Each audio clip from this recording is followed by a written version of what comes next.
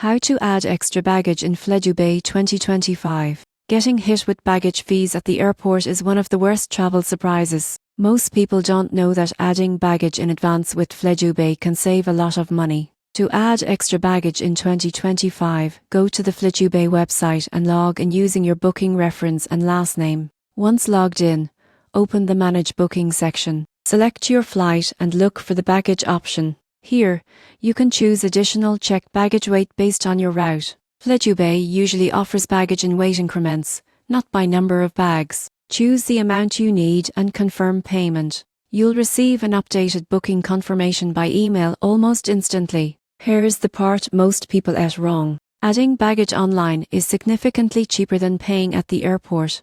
In some cases, online prices can be up to 50% less. You can also add baggage through the Flydubai mobile app, which works the same way and is convenient if you're already on the go. If you've already checked in online, you can still add baggage up to a few hours before departure, depending on your route. The surprising truth is that Flydubai's baggage rules are strict, so weighing your bags at home can save you time and stress. Now you know how to add extra baggage in Flydubai without overpaying. Subscribe for more travel tips that help you fly smarter.